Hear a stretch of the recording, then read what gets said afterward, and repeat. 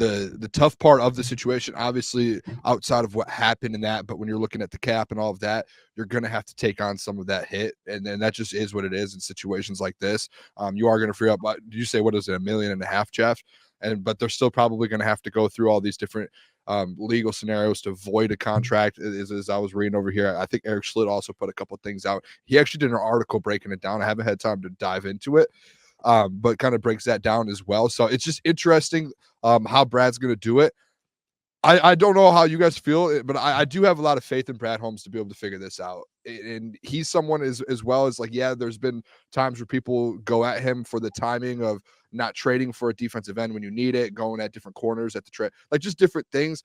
To me, it still feels like Brad's going to find a way to replace Cam, knowing the situation now, whether he's going to change his focus a little bit. Now, we thought maybe he was done in free agency. Now he has to go back to that and kind of maneuver that around. So there's going to be different things Brad does. I'm happy we have the GM we do, because some GMs probably would have situations like this and not be able to kind of rebound from it. He's going to find a way to rebound from it, find more money.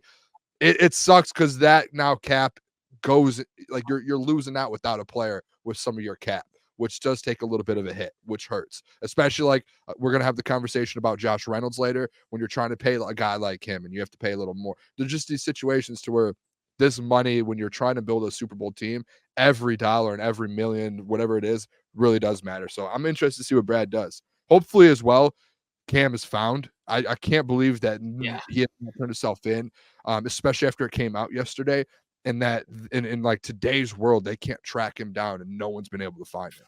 That is kind of as well a bit worrying in my head as well.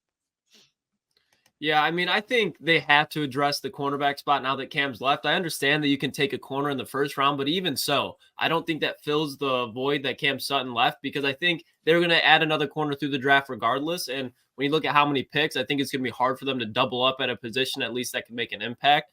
So when you look at the free agents out there, we brought up Ahkello Witherspoon, because you can't, as much as we like the Meek Robertson signing, you can't trot him out there as your cornerback two in the NFC North. I'm sorry, you just can't, especially with the addition of Keenan Allen. I just think that's disaster waiting to happen with an injury. Like if Carlton Davis misses a couple games now, Meek Robinson is number one, you have issues again. So I look at Ahkello Witherspoon, Patrick Peterson, another former veteran corner that was just playing with Pittsburgh. So I think he'd be a good fit. Obviously, Stephon Gilmore we talked to, but there's still liable options. But I don't expect Brad to break the bank with a trade or with a big signing. There's not even anybody that can go out and sign at this point. But there'll definitely be a move made in free agency and the draft, in my opinion. Yeah, I mean, guys, especially talking about corners and who they should add, like to me, and we've talked about him a lot, Stephon Gilmore is probably my favorite. And I know you kind of were on the Stephon Gilmore to Detroit train, Lucas, for a while there, and we were backing you up there. I just think it makes a lot of sense now because, again, you bring a guy in who's played a lot of postseason games. He's still playing at a high level. He'd come onto your roster and be arguably your best man-to-man corner. So unless you like Carlton Davis, but I would take Gilmore in that area, even if he's 33. So he provides a lot of value. You can give him a 1-year deal, and I still wouldn't rule out drafting a corner in the first round or second, because that way, kind of to your scenario, Lucas, you get a veteran corner who can come play right away, and then you have someone you can kind of mold, and then next year he can kind of take the reins. So I think that's a win-win scenario to me, guys. Like, bring Stephon Gilmore home. Bring him to the Detroit Lions. They need a player. It just makes too much sense. You get 2 6'1" corners on each. I mean, come on. Yeah. Don't you guys get this feeling though? It's like Cam Sutton at the end of the day, like he was a vet, like a very good vet for you in that room. Like brought a lot to that corner room. As much as some people might have gone at him towards the end of his tenure here in the Lions the last couple of weeks, he was like a big time vet and a voice in that defense. To me, it's not just finding a corner. I look at it, you have to find a veteran that can come in there and you have like Carlton Davis. Yes, he is a vet.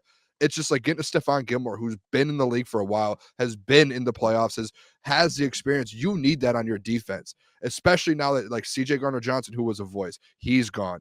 You have Alex Anzalone. It's just that secondary. You need, in my opinion, in that secondary, if you're trying to build that secondary up, you need a kind of a veteran presence. I think Stephon Gilmore is perfect for that because it's like now it's not like a week ago to when Lucas, like when we were talking about this as well, to where we were like, even though you got Carlton Davis and Amik Robertson, you could still bring in Stephon Gilmore and he's there. Now it's like, no, Cam's not there anymore. You need to replace Cam.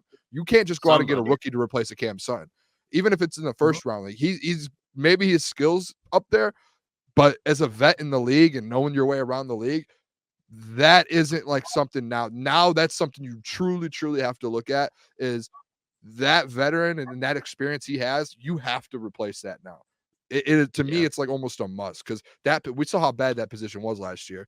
You can't have any slip ups anymore. Yeah, and to Jeff's point, real quick, is just they can't add another 5'9", 5'10", 5'11" corner. They can't do that because you signed that with Amik Robertson. You need to replace, because Cam's downfall, not only was he not the fastest corner, especially the injury, but he was getting bodied by big body wide receivers. We already got one in Carlton Davis, but like you guys, Stephon Gilmore, the one comment that I keep seeing that I'll try to find it, but people talking about Marshawn Lattimore, guys, that's not happening. As much as you want, because he restructured his contract, and everybody's like he's going to get traded. The Saints aren't going to trade a guy that's a cornerback one that just restructured his contract. So the whole Marshawn Lattimore thing, as much as I would love for that to happen, that's not going to happen. But even a guy like, I know we just talked about the hype, but since it's so late in free agency, I wouldn't rule out like an Adoree Jackson from New York, because he does have injury concern. Brad likes it. He's athletic. He contribute on special teams as a returner as well. So especially with the injury with Khalif Raymond, we really don't know what's going on with that.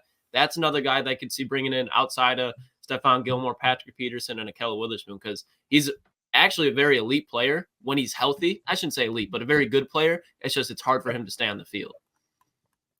Yeah, and that's why, I mean, Stephon checks a lot of boxes for me.